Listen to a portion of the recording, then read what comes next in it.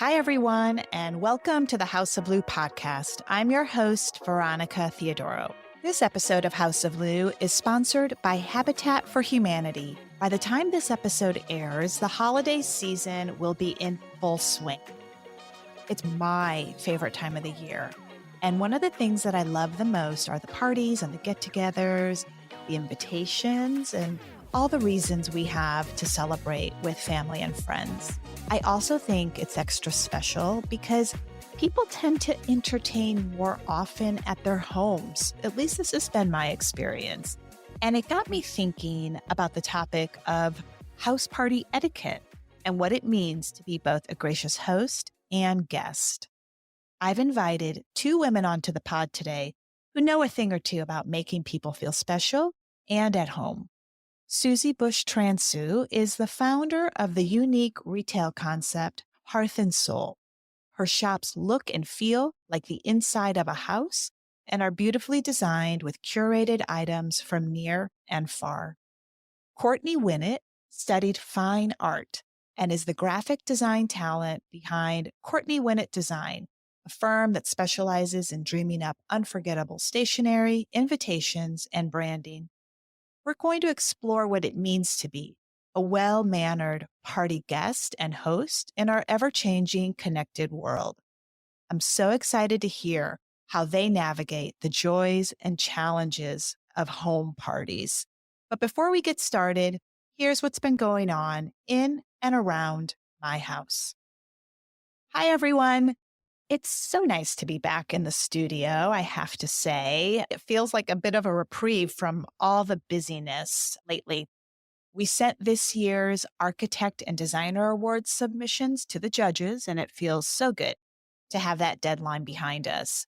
We surpassed last year's entries, so a big thank you to those of you who entered the competition. I'm announcing the finalists in January, and you can keep an eye out for that list on stlmag.com and in my weekly newsletter, Design and Home. This month, I'm also launching a top 10 list of things to do in St. Louis for the design enthusiast. So if you consider someone who loves the topic of design, you appreciate home and all that goes into creating a beautiful space, then you'll definitely want to check this out. As always, if you're hosting an event, giving a lecture, presenting a new collection, it has a design theme to it, I'd love to know about it. Call me, DM me, send me an email. By the time this episode airs, I will have also hosted my very first Home with Veronica cocktail hour. I'm trying something a little new, a little different, and I hope that it becomes a great way for me to connect with the local design community and to hear directly from you what's going on in your world and with your projects. So a lot of us talk over the phone, we email, we communicate that way. But I think there's something really special to sitting down and chatting face to face and taking the time to get to know people in a different setting. So I'm really excited about it. And I will be hosting these cocktails throughout the year. So be sure to check your email for a future invitation. And I hope to see many of you there.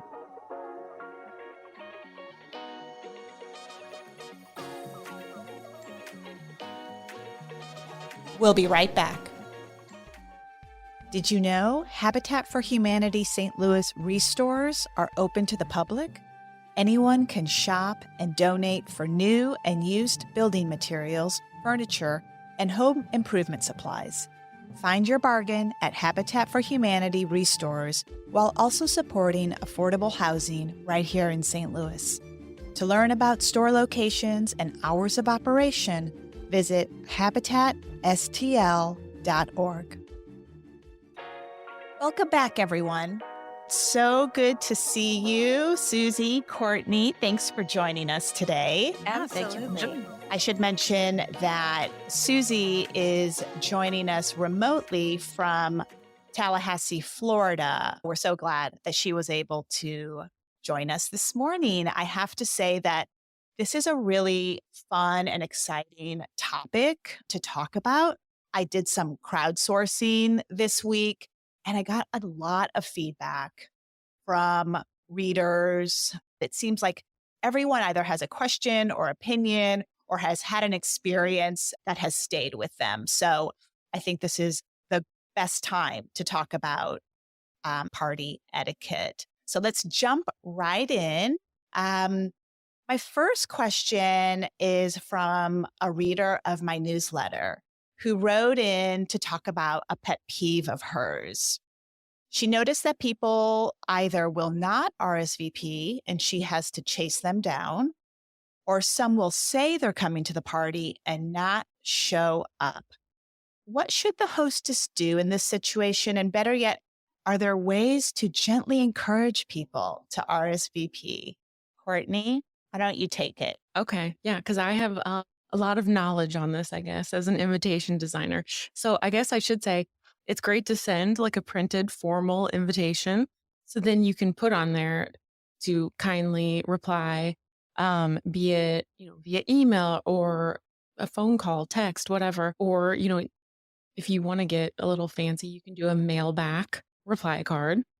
I think something that you could do that would be really easy for a guest to make sure that they do reply would be to put regrets only. You make it very easy for them to just let you know they're not coming. And that way, it's just if they don't reply, then it's assumed that they are coming. And what if you're not sending a formal invitation? What if it's on a group chat or over email?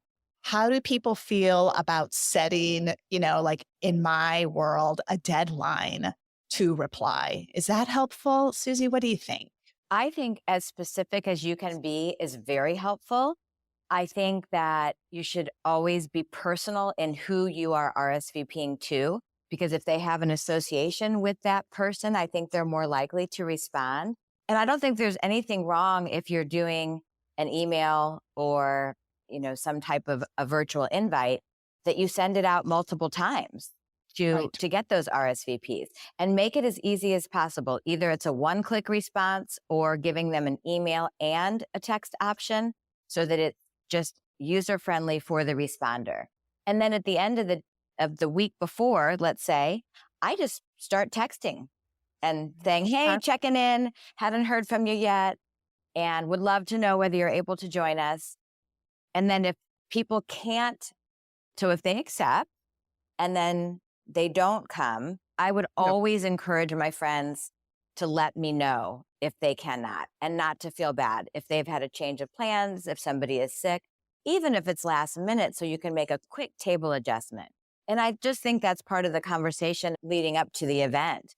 When you're in conversations with friends or if somebody has heard that somebody else is sick, it's okay to text and say, hey, I heard you're under the weather. Just want to confirm if you're still able to make it, thinking of you. Just make it personal. Yeah, personal. And it sounds like proactive too on the part of the host or hostess. Okay, so let's say it's the day of the party and your invitation says start time 7 p.m.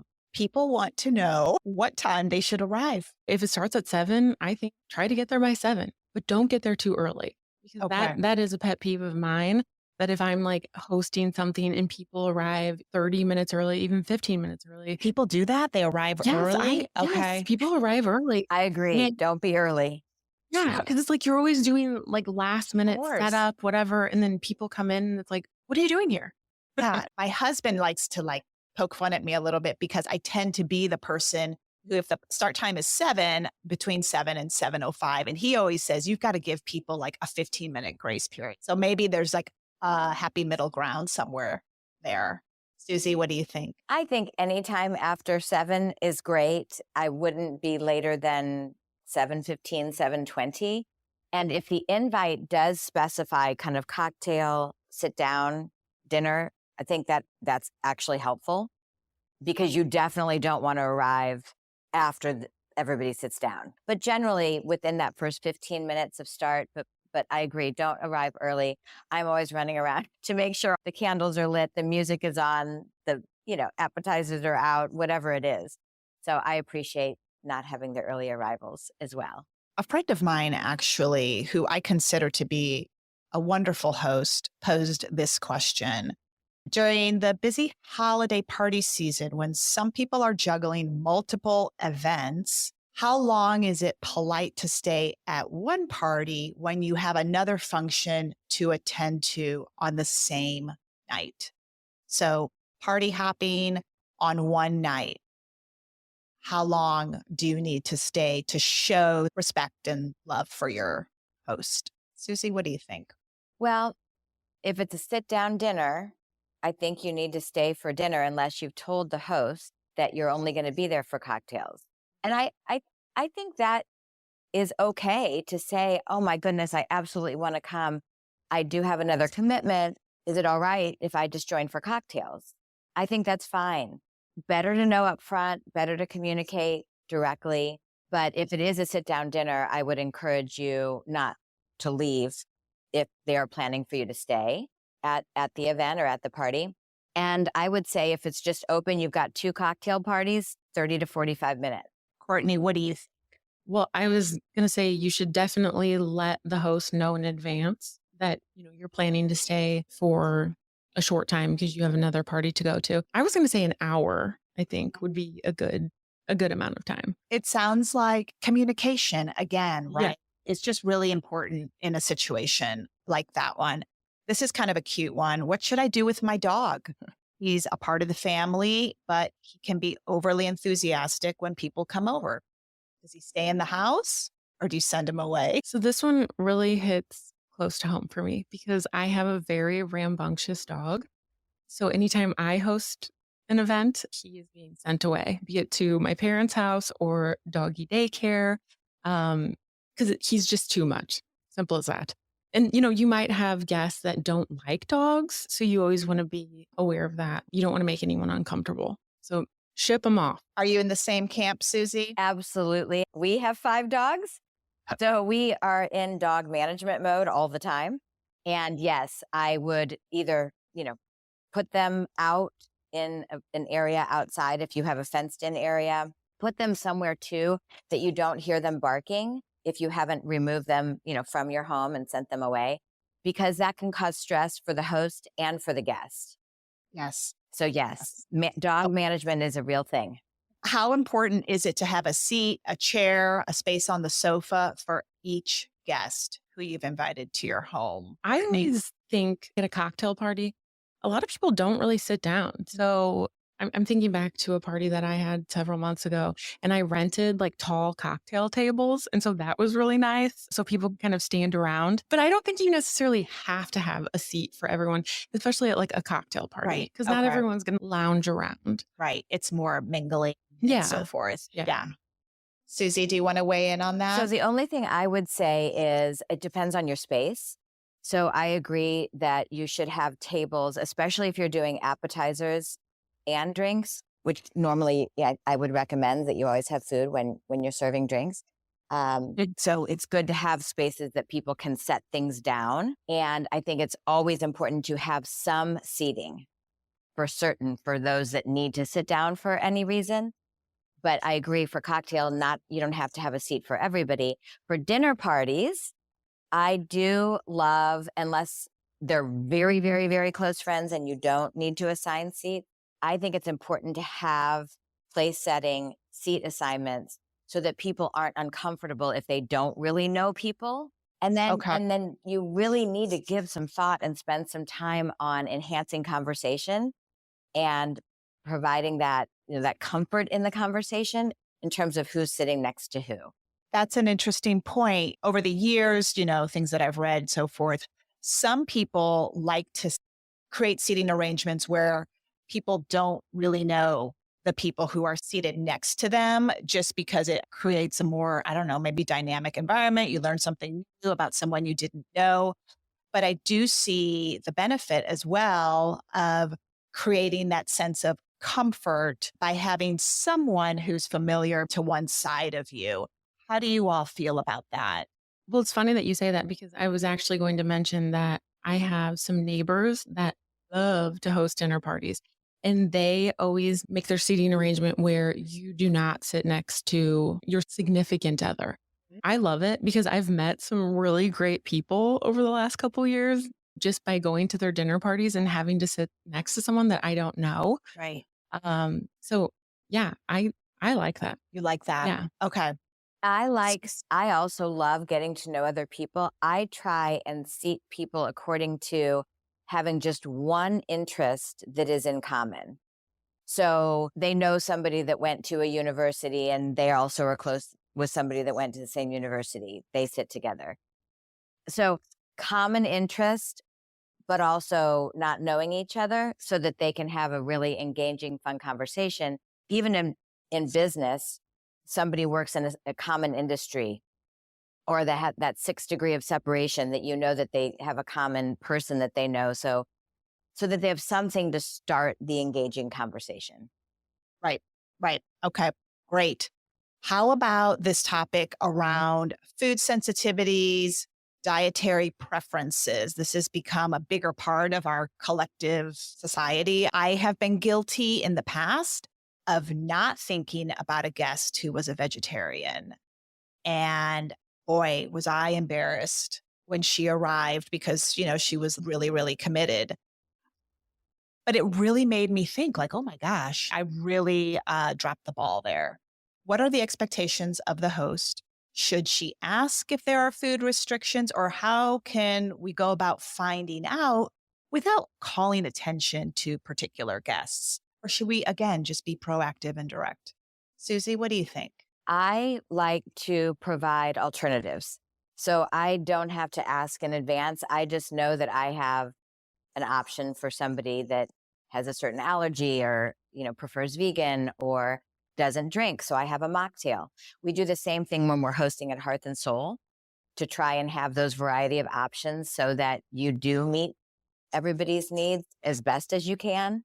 Now, it might mean if you're having, steak and twice baked potatoes, definitely make sure that you have a vegetable option. You don't always Yes. have to have steak, chicken, and fish, but Right. have enough options for the dietary needs. I love that because in that way, you don't have to go around asking. You don't have to guess. You don't have to call attention to it. Courtney, are you sort of on the same page there? Yeah, for sure. And I do know in the invitation world days, Yes. because there are so many people who have dietary restrictions, it's always asked up front. Oh, okay. Yeah. So that's something you would put on the invitation. Yeah, like a lot of times on reply cards and things of that nature, it'll say, please list any dietary restrictions or please let us know of any dietary restrictions. Okay. Especially great. for weddings, right? And things like that, Yes. of course. Yes. What's your take on guests posting party pics to social media? Should guests ask before doing so? And how far should we go to protect feelings among those who may not have been invited to the party? Do we care? Susie. I think if it is a type of event that you really want to keep private for whatever reason, you should let everybody coming know that. Otherwise, I think you have to expect that people are going to post pictures. Okay. Okay. Good one. Agreed. A lot of times with events these days, I'll design a sign for people. If they really don't want photos posted, there can be a sign when people walk in saying, please, no photos. Okay. But then also, I think as a guest, especially if you're coming to someone's home, I think it's courteous to ask them, say, is it okay that I post these to social media? Just because, you're in someone's home and it's private and you never know. So I think it's Yeah. nice to ask. Okay. Good point. Because we are talking about parties in the home and, Yeah. some people are more private in that sense. Okay. Good point. Okay. Hostess gifts. I think there's a spectrum here on hostess gifts. I mean, I've seen some beautifully wrapped, elaborate, personalized hostess gifts. And then others, bring a bottle of wine. When do I bring a hostess gift?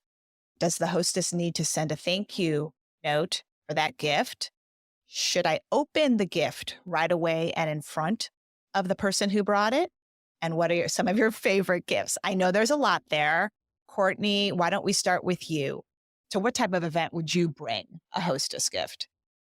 I definitely think if you're going to someone's home for a party, it's very nice to bring a hostess gift. Stationery is always great to bring just because then, yes, they can easily send a thank you note afterwards. Not that they would have to thank me for bringing it per se, but to all the other guests, I always think it's a nice touch Yeah. to send a thank you note. Okay, absolutely.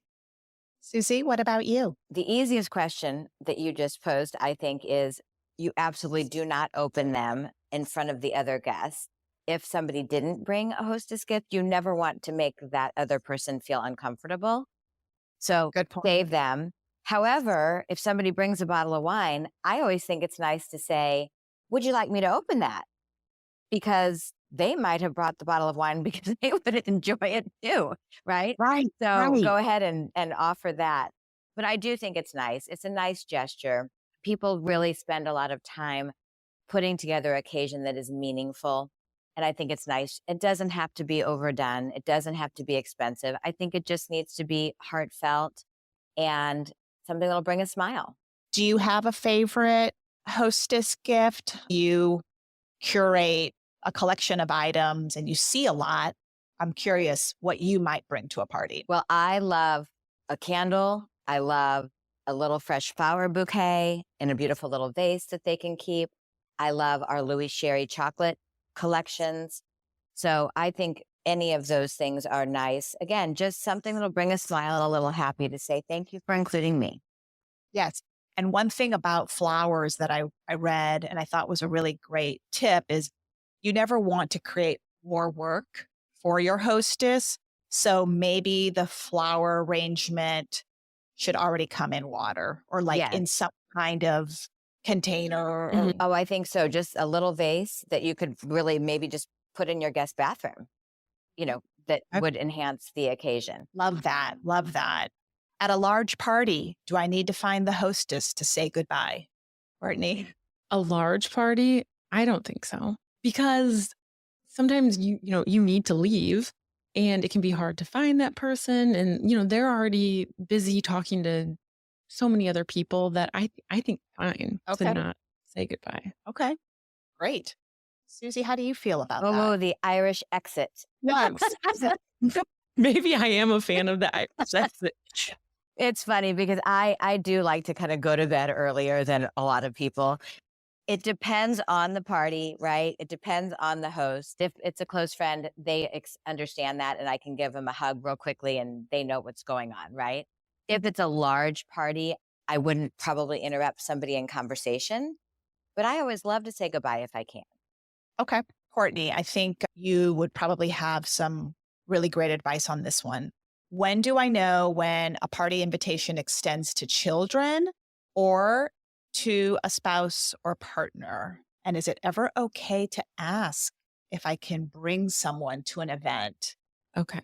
Well, again, this is coming from my world of sending a printed invitation.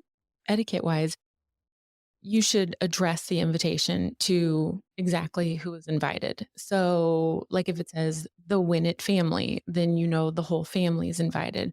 Or like Mr. and Mrs. Winnett, then it's just, you and your partner. But then if children are invited, they should be listed separately. Oh, okay. On the invitation. Yes. Yeah. So like Mr. and Mrs. Winnett, then underneath it would be like Casey and Courtney. Okay. Okay. So that's the signal that we get. Yes. For specifically printed invitations on the envelopes. But How about for a less formal affair, perhaps, where it's a digital invite and maybe people aren't thinking so thoroughly about it? I mean, again, I think coming from the host, you need to be direct. Like if you don't want children there, you should be upfront about that for something, that's not very formal.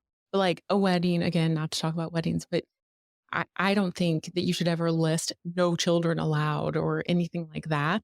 But you do want to, make it known who is invited. So again, that communication, that clarity, being direct with your guests to avoid confusion and embarrassment. Susie, what do you think? I completely agree. I think you should be as specific as you can on the invite, or I think you have to assume that most people will bring a +1 if you're not specific about it being otherwise. Okay. Yeah. Okay. Word to the wise. Is it okay to clean up your kitchen when guests are still at your home? And when should I volunteer to help the hostess clean up? Susie, what do you think? Always volunteer to help if you can. I think it's great when people volunteer. I don't take them up on the offer most occasions, but I think it's such a nice gesture. Okay. Not required, of course, but a nice gesture. No, for Agreed. sure. It's also like time to bond, like doing Yeah. the dishes together. Yeah. Just close friends, right? Yeah. I'll add to that. I don't think it's good to clean up your party when your guests are still there because it makes them Right. uncomfortable. I've Right. been in that situation where I'm like, oh, should I leave or am I fine to stay? Yes. So I think it's better to just wait. Okay. Okay, good. But So- can I add to that too? Right. By starting to clean, it might give people a little bit of an indication that it might be later than you would like the party to go on. That is true. Right? Because sometimes you have friends that might stay longer than you hoped. And if you don't put an end time, and that's an interesting thing, do you put an end time, right, on an invitation? By just subtly getting up to start to clean, it gives them a nice but subtle reminder that maybe the evening's winding down and we don't need to open that extra bottle of wine. And that is an interesting question, Susie and Courtney. You know, I was always taught to put a start time, but never an end time because, again, just trying to be gracious and generous in your entertaining. But other people feel really strongly that there should be an end time. And I do understand that that's also a way to tell your guests, oh, if you have another event, this is when we'll be winding down, or if you need to make arrangements for babysitters. I think there are two different ways to think about it. And I'd be curious what the two of you see and hear and have experienced in terms of, do you or do you not put an end time on your invitations? Well, I do have to say, again, from the design standpoint, it's like a personal pet peeve of mine. I don't like it when it's visually, when it has like a start and end time, because I like to, like 7 o'clock in the evening, writing it out more beautiful. But if you do have like a hard stop time because of like babysitters or your kids go to bed at a certain time, or maybe your partner gets up at 4 a.m. to do whatever, I think there's a time and a place for it. Susie, what are your thoughts on that? I think if you can have an end time, it's a good thing. I believe in having designated driver or some type of driver service available for people's safety. I like to be able to plan for that. Again, there may be people that stay afterwards, but if you give that end time, it does take that uncertainty out a little bit. Okay. So it sounds like you sort of have to consider who you're inviting, what their situation might be, and also what's going on with you the following day. Yeah. Yeah. Okay. Okay. So I'm hearing a lot of like personalization. Yes. Let's say you're invited to someone's home for dinner, and do the people who have been invited need to respond with another invitation to their home within a certain amount of time?